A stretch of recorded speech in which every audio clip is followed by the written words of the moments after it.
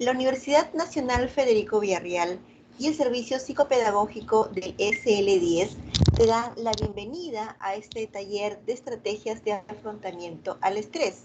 Te saluda la psicóloga Selenita Ramírez y me siento pues muy alegre por poder contar con tu atención en esta pastillita del saber, ¿no? Que esperamos pues puedas administrarte para poder reforzarte en tus estrategias emocionales.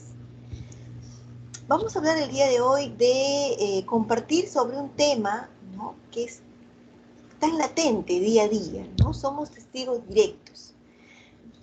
Lo experimentamos nosotros mismos, ¿no? Lo vemos en otras personas, en otros familiares. Se nos hace tan difícil de afrontar, ¿no? Y necesitamos desarrollar estrategias para poder lograr este equilibrio tan necesario, ¿no?, para nuestra estabilidad emocional. Muy bien. Quisiera pues en este momento, estimados y estimadas estudiantes, te hagas la siguiente pregunta. Solo por un momento puedes recordar aquella situación difícil que viviste quizás cuando eras niño o cuando eras adolescente. ¿Sí? ¿Ya lo tienes? ¿Lo recuerdas? ¿Recuerdas qué difícil fue? ¿Pensabas de repente en aquel momento que no podías más? ¿Que no ibas a poder con esa situación? ¿Y qué pasó? ¿Cómo es que estamos el día de hoy acá? ¿Pudiste superarlo? ¿Cierto? Y seguro que aprendiste mucho esa situación, ¿no? Y ahora pues estás mucho más fortalecido y fortalecida. Y eso que solamente hablamos de una situación, ¿no? ¿Cuántas situaciones difíciles has pasado?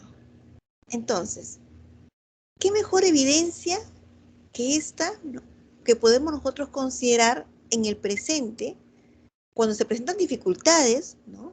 Recordar que si antes has podido superar situaciones muy difíciles en su momento para ti, quizás pensabas que no había solución, que no podías hacerle frente, ¿no? Pero has podido superarlas, ¿no? Y es manejar este pensamiento el que te va a ayudar, ¿no? Va a ser tu mejor aliado o se puede convertir también en tu peor enemigo en algunas situaciones, ¿no? Entonces, la primera estrategia que te proponemos considerar es pues el desarrollar, el reforzar tu autoestima. Pero es un refuerzo constante, ¿eh? Es transversal en tu vida. Bien, porque pasamos muchas situaciones seguramente difíciles, ¿cierto?, que afectan, que hacen mella, ¿no?, en ella. Se trata pues que en aquellos momentos difíciles, ¿no?, o que existe una mayor demanda emocional, académica, laboral, recuerdes todas las competencias, ¿no?, con las que tú cuentas, ¿bien? Y que te han permitido llegar a donde estás, ¿bien? Que en el día de hoy eres mejor que ayer y que cada día es una fuente de aprendizaje. Ese es el reto, ¿no? Desde que amanezco, pensar que hoy tengo la oportunidad de aprender algo más. Vamos con otra pregunta entonces. Cuando escuchas la palabra estrés, ¿qué es lo primero que viene a tu mente? Sin filtro, ¿eh? Así. Lo primero que viene, incomodidad, rechazo, dolor, molestia, miedo, ¿cierto? Quizás he coincidido con mucho de esto, con lo que tú has mencionado, con lo que tú has pensado. Pero normalmente no viene a nuestra mente relacionarlo con acción, ¿no?, o activación o impulso. Es claro que lo que hemos mencionado al inicio, ¿cierto?, son síntomas, ¿no?, o son consecuencias de una sobrecarga de estrés.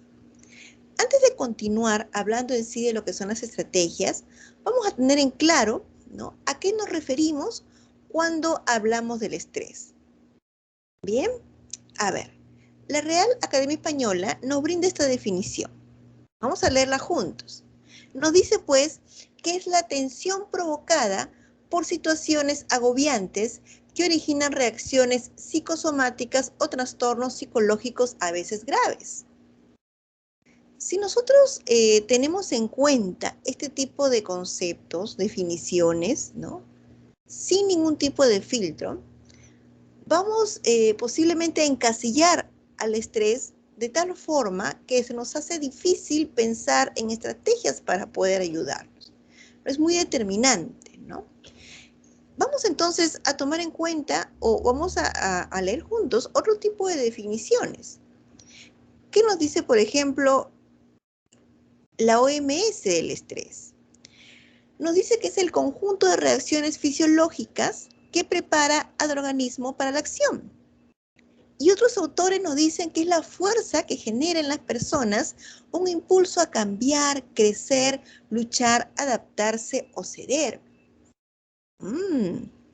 Si tomamos en cuenta este tipo de definiciones, entonces es una situación diferente, ¿no? Entonces nos impulsa, ¿no?, a la acción, nos dice. Es una perspectiva diferente.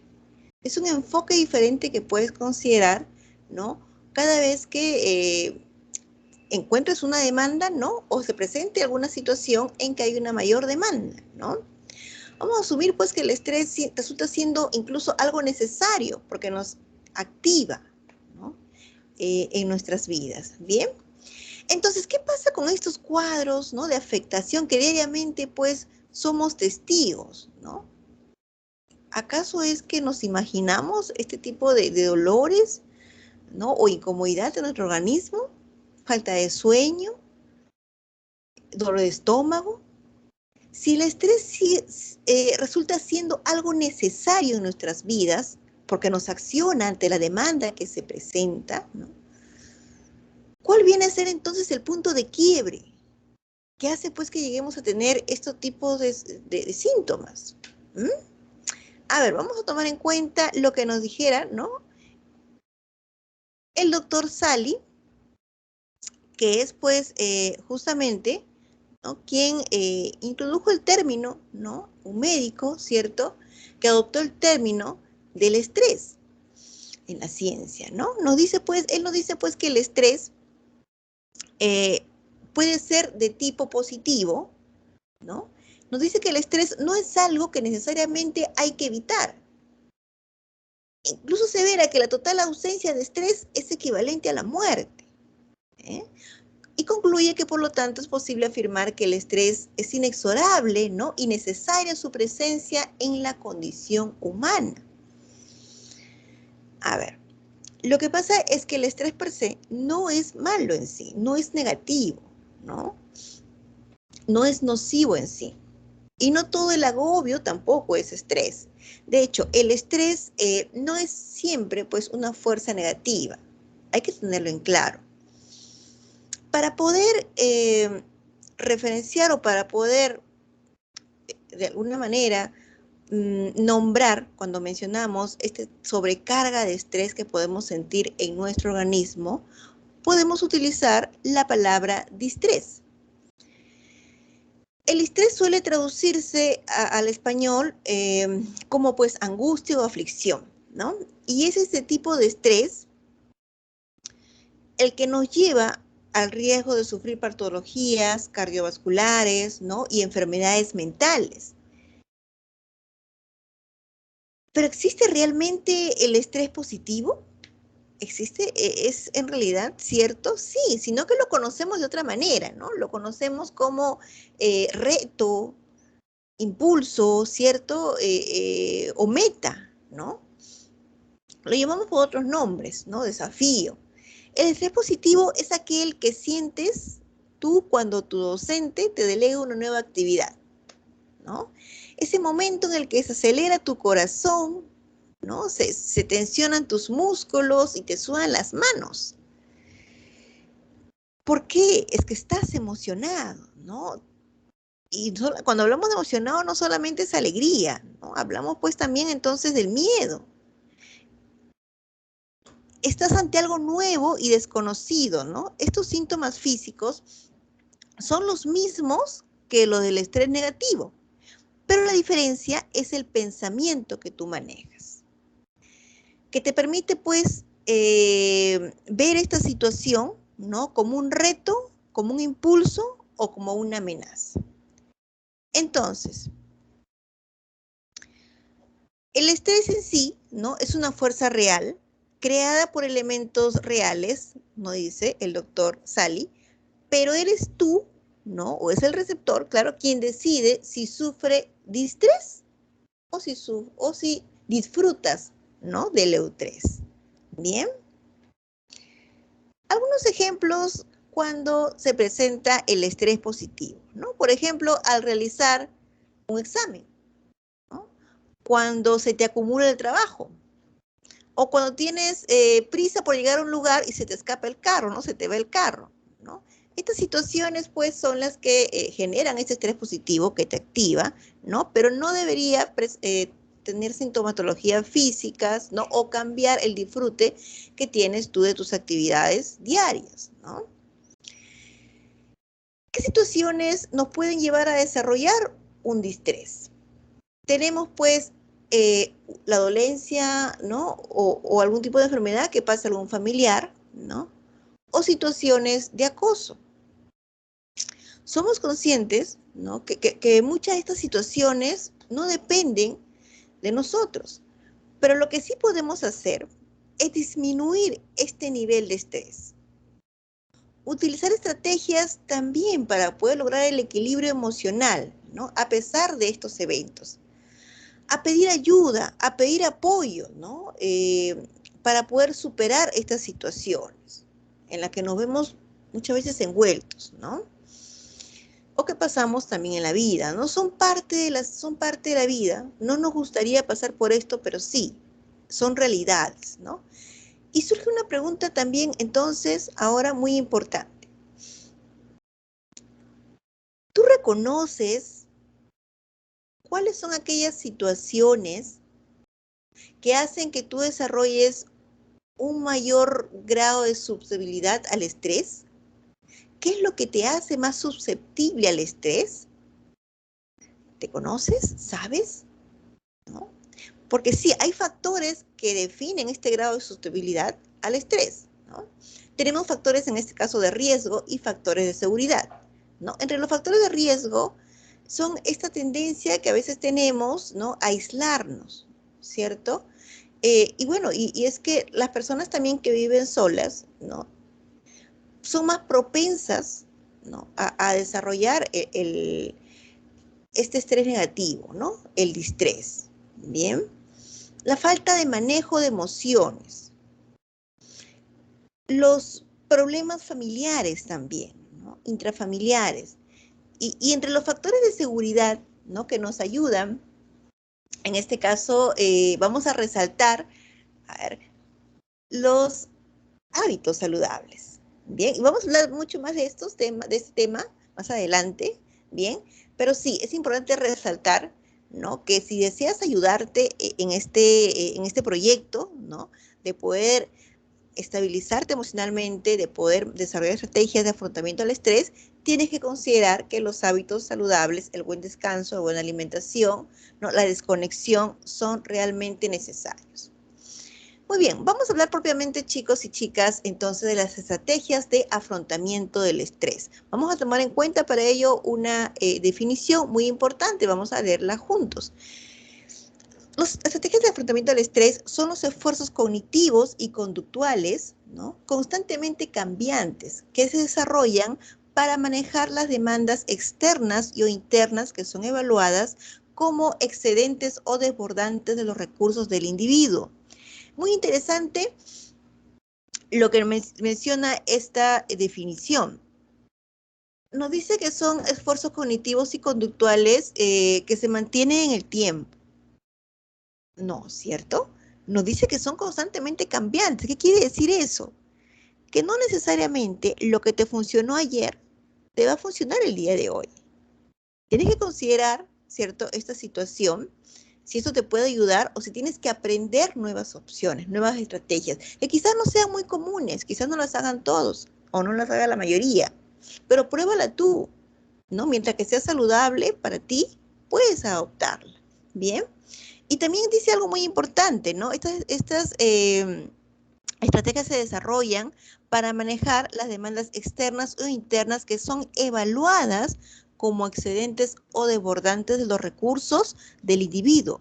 O sea que va a depender mucho siempre de esta evaluación personal, ¿no?, que tú desarrolles de esta situación, de esta demanda que se presenta. Bien, entonces por eso es la invitación siempre, ¿no?, de recordar que tú tienes las competencias para poder hacerle frente a esta situación. Si hay que pedir apoyo, hay que hacerlo. Si hay que reforzarlo, hay que hacerlo. Pero sí cuentas con estas habilidades. Bien, muy bien. A ver, vamos a continuar entonces. Categorías del proceso de afrontamiento al estrés. Tenemos el afrontamiento dirigido a la emoción y el afrontamiento dirigido al problema. Cuando hablamos de afrontamiento dirigido a la emoción, desde los modelos cognitivos de la emoción, son las situaciones, nos dice, en sí mismas, no las que provocan esta reacción emocional, sino que la variable desencadenante, ¿no?, de tal reacción es pues la interpretación que haces de esta situación, ¿no?, o de los estímulos que se presentan. En otras palabras, ¿no?, el manejo del pensamiento para poder regular la emoción. Y cuando hablamos pues de afrontamiento dirigido al problema, es la acción. ¿Qué puedo hacer yo para poder ayudarme? ¿Qué depende de mí? Hay que hacerlo. Bien, tiene que haber un manejo paralelo de la emoción, sí, pero tenemos que accionar también. Y cuando ya no está en nuestras manos, cuando ya no depende de nosotros, ¿no?, nos gustaría sí que fuera diferente, pero no está en nuestras manos que se pueda cambiar o saber qué puede pasar. Vamos a manejar la emoción para poder ayudar. Se tienen tres fases del afrontamiento del distrés. Una inicial, pues, que corresponde, ¿no?, a la identificación, ¿no?, poder reconocer, como decíamos, la situación. Bien. Luego viene la evaluación. Tú vas a evaluar si tienes las competencias o no para poder ayudarte, emocionales o académicas, ¿no? Y una última fase que es el control. Es donde tú puedes eliminar la situación porque la has superado, ¿no?, o reducirla para evitar situaciones distresantes. ¿Bien? Muy bien. ¿Cómo optimizar estas estrategias de afrontamiento?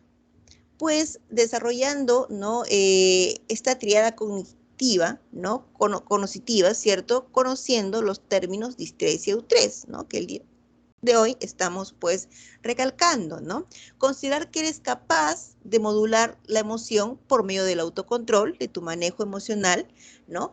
Y esto es lo que va a mediar tu respuesta comportamental, ¿no? Y diferenciar si va a ser tu conducta regulada, ¿no?, o emocional o primaria, ¿no? El entrenamiento también en habilidades de afrontamiento, autocontrol, capacidades de reacción, adaptabilidad, etcétera. Esto no lo hacemos en un día, hablamos de un entrenamiento, es un proceso, entonces tenemos que trabajar constantemente para poder desarrollar estas habilidades, ¿no? Interiorizar hábitos saludables, ¿no?, en la alimentación, el ejercicio y el uso de, incluso nos dice, suplementos alimenticios, ¿no?, que coadyuven a minimizar el estrés. ¿Qué quiere decir? O sea, que no solamente es el manejo del pensamiento lo que nos puede ayudar, ¿no?, lo que nos va a ayudar, el manejo de la emoción, ¿cierto?, los hábitos saludables, ¿no? También podemos pedir el apoyo, el asesoramiento, en este caso la universidad tiene también el área de especialista en nutrición, ¿cierto?, para que puedan darnos también este tipo de asesoramiento, ¿no?, que alimentación contribuye, ¿no?, a pues nuestra estabilidad emocional y a una mejor también respuesta física y también una respuesta cognitiva, ¿cierto? Eso, claro, ya es en cuanto a la competencia del nutricionista. ¿Bien? Muy bien. A ver, chicos, entonces, mediadores del estrés. La fortaleza, en este caso, de nuestra personalidad, ¿no? La fortaleza conductual. ¿Qué diferencia a una personalidad dura de una personalidad blanda? Cuando hablamos de personalidad dura, muchas veces se entiende y se sobreentiende que es esa persona que se impone, que grita, ¿no? Y no, eso es falta de manejo de la emoción. Eso es agresividad. Una persona o una personalidad dura es una personalidad que tiene manejo de competencias, tiene autocontrol. Bien, y es la resiliencia una de las competencias también que nos va a ayudar, ¿no? Que va a resaltar este tipo de personalidad. Aquellas personas que a raíz de las dificultades saben desarrollar habilidades. Eso es la resiliencia, ¿cierto? Y pues la resiliencia no se va a desarrollar si no hay dificultades. Eso quiere decir que yo ya no voy a ver las dificultades, ¿no? Como algo terrible, como algo que yo no quiero que pase en mi vida, no, sino como una opción para poder yo desarrollar.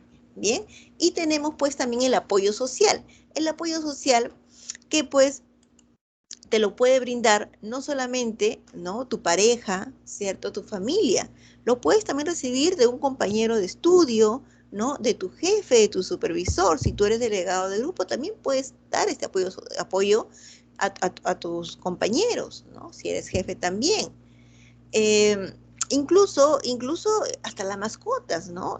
Nosotros tenemos siempre que buscar el poder reforzar estos tipos de lazos, ¿no? Hablábamos en un inicio que la tendencia de repente a aislarnos o a vivir solos eh, de manera voluntaria, digámoslo así, hace que pues, estemos más vulnerables, ¿no?, a desarrollar este distrés. Bien, somos seres sociales, pero hay que fortalecer también estos lazos de amistad, de relaciones intrafamiliares, ¿no? Y que nos ayudan en la autocontención emocional también. Forma de afrontamiento al estrés. Tenemos las formas positivas, apropiadas, ¿no? Y las formas negativas, inadecuadas o erróneas. Entre las formas de afrontamiento al estrés negativas tenemos pues el gritar, ¿no?, el golpear, el aislarnos, como decíamos, el autolesionarnos, ¿no? Hemos aprendido en algún momento quizás que de esta manera podemos escapar de este tipo de carga emocional, ¿no? Y lo vamos utilizando cada vez que tenemos este tipo de demanda. Es una conducta entonces aprendida. Tú no has nacido de esa manera, ¿no? Entonces, así como tú lo aprendiste en algún momento, puedes desaprender esa conducta y dar a tu organismo otras formas saludables para poder hacerle frente a esa demanda emocional, para poder ayudarte a estabilizar. Lo puedes aprender, no eres así. Bien, es simplemente que pidas el apoyo, ¿no? O tú mismo tomes la decisión y puedas, como te mencionaba, ¿no?, trabajar otras estrategias, buscar otras formas saludables para poder ayudarte. Bien, todas estas conductas son aprendidas. Las hemos aprendido de parte de los padres, ¿no? Y no es por culpar a nadie en realidad, sino es para poder reconocer solamente cómo es que nosotros vamos adoptando, ¿no? O de repente de las amistades, cómo ellos hacían frente cuando estaban molestos. Si yo escucho y veo a mis padres, ¿no?, que cuando están molestos gritan, yo voy a adoptar esa conducta, es definitivo, ¿no? Entonces, tenemos que trabajar en este cambio para poder ayudarlos. Y formas de afrontamiento al estrés, en este caso positivas, ¿no?, que es la propuesta del día de hoy. Pues tenemos en primera instancia, ¿no?, ya hablábamos al principio de poder reforzar constantemente la autoestima, no se olviden, ¿bien? Y luego ahora la propuesta es cambiar tu percepción, ¿no? Acuérdate de ese ejemplo siempre, de que dos personas están en un camino y tienes un bosque al medio. Una de ellas lo va a ver como algo terrible. ¿Por qué le pasa esto? Es injusto que, ¿no?, que en su camino esté un bosque y qué pasará acá y seguro que hay muchos bichos, ¿no? Y otro dirá, wow, esto es una aventura, ¿no? Entonces tu visión es diferente. Ya no ves el bosque como algo tenebroso, ¿no?, sino como una aventura en la que tú puedes incluso aprender mucho, ¿no?, de esta experiencia. Bien. El practicar el perdón. Si nosotros necesitamos liberarnos de emociones, de esta carga emocional, ¿qué hacemos reforzando más bien las emociones que no nos están ayudando? ¿No? Porque reforzar tu dolor, tu enojo, tu frustración y recordar estas situaciones cada vez, ¿no?, porque lo tienes ahí guardado, hace que tú vuelvas a vivir. Entonces no te estás ayudando. El perdón es para ti mismo. Ayúdate, ¿no? Es algo terapéutico. Es lo que puedas tú soltar, incluso diariamente, si es necesario, ¿no? Puedas soltar. Ahora, el perdón no quiere decir que si alguien fue agresivo contigo, tú vas a volver a ese lugar o a esa persona. El perdón es para que tú te liberes de ese evento, Pero obviamente también tome los cuidados, ¿no? En este caso, por ejemplo, que hay agresividad de parte de la otra persona, puedas tomar distancia también, ¿no? El perdón no es que yo voy a volver a estar al lado de una persona que tenía una conducta agresiva, me hacía comentarios, ¿no? Que pues no me sentía valorada, ¿no? Que me desvalorizaba. Bien, hay que tener mucho cuidado con eso, con confundir ese tipo de situaciones. Sé agradecido con todo lo que llega en tu vida, desde que amaneces, ¿no? Agradece que tienes aire para respirar, agradece que tienes una nueva oportunidad cuando vas a descansar también, agradece que tienes donde dormir, ¿no? Que tienes un espacio, que tienes comida. Quizás no sea en, en opulencia, no sea en abundancia, ¿no? Pero tiene lo suficiente, ¿no? Para que puedas estar aquí. Bien, y pues sonríe mucho más, ¿no? Está demostrado que la sonrisa, el sonreír, a pesar de que las cosas no estén bien, ¿no? No estén yendo tan bien, ¿cierto? Como te gustaría, hace que tu cerebro lo interprete como que estás bien y te hace sentir de esa manera. El cerebro manda la orden a tu organismo de que estás bien, ¿no? Entonces nos ayuda mucho el trabajar esta sonrisa, el mantener esta sonrisa y obviamente también para nuestras relaciones interpersonales, ¿no? Y bueno, también trabajar estrategias, en este caso, pues, como por ejemplo el poder organizarnos, ¿no? Tenemos muchas actividades diariamente, seguro que sí. Y va a depender mucho, pues, de si incluso tú tomas de repente cursos extracurriculares, ¿no? Pues, estamos queriendo avanzar, estamos mucho a veces en esta carrera, ¿cierto? Entonces tenemos que aprender a priorizar. Tenemos que aprender a priorizar porque si nosotros nos cargamos de actividades, vamos a tener una sobrecarga también de estrés. Y este estrés, que en realidad es un estrés que nos ayuda y nos impulsa, se va a convertir en este distrés que no queremos, ¿cierto? Porque ya sabemos cuáles son las consecuencias, ¿no? Entonces acá, por ejemplo, la propuesta es que tú evalúes de esas actividades que tienes, cuáles son importantes y cuáles no son importantes. Y esta diferencia que tú vas a hacer de importancia, ¿en base a qué lo vas a realizar? Lo vas a realizar en base a las consecuencias. ¿Qué tiene más consecuencias, no? ¿Qué actividad, si no la dejas, si no la haces en este momento, tendría más consecuencias, ¿no? Que no te ayudan, desfavorables para ti, que no quisieras, ¿cierto? Y entonces de esa manera tú vas a priorizar estas actividades, ¿no? O diferenciar estas actividades que tienen más consecuencias si es que no las haces en este momento. Eso quiere decir, o no las haces ahora, ¿no? Entonces, eso quiere decir que vas a separar actividades importantes porque tienen más consecuencias y actividades no importantes porque tienen menor cantidad de consecuencias, ¿sí? ¿Estamos ahí? Muy bien. Ahora seguro que te has quedado con muchas actividades aquí, en este lado, ¿no? Que pues tiene un grado de importancia, ¿no? Por lo que mencionábamos. Entonces, es momento de priorizar cuáles son urgentes. Y la urgencia lo va a brindar en este caso, ¿no? O va a depender del tiempo que tienes para poder presentar esa actividad, ¿no? O realizar esa actividad. Bien, entonces de esa manera comienzas a priorizar. Muy bien, entonces tienes en este grupo, ¿no? Actividades que son importantes, ¿cierto? Y son urgentes. Entonces tienes que hacerlo. Tienes que accionar, ¿no? Y de esa manera también tú combates el procrastinar, ¿cierto? Porque tengo que hacerlo, porque sé que es importante y es urgente. Bien, muy bien. Ahora hay actividades que también son importantes, pero no son urgentes. Entonces las programo. Y por eso trabajo mi horario, mi estrategia de mi agenda, ¿no? ¿Cuándo lo voy a realizar? Me pongo tiempos límites. Ah, entonces lo voy a hacer más tarde o lo voy a hacer mañana, ¿no? Porque tiene esta prioridad para mí, porque ya evalué las consecuencias, ¿cierto?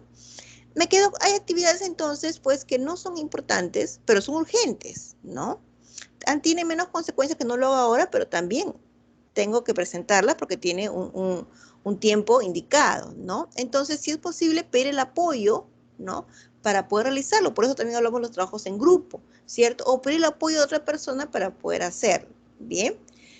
y si no, pues tenemos que realizarlo, ¿no? Pero en ese orden que mencionábamos, ¿bien? Y tenemos entonces actividades que no son importantes y no son urgentes, ¿no? Evalúa tú entonces si puedes eliminarla de esta lista de actividades, ¿no? O puedes realizarla en todo caso de manera posterior y también indícate cuándo lo podrías hacer, cuándo puedes realizarlo, ¿no? Para poder avanzar en ese tipo de actividades que tienes propuestas, ¿bien?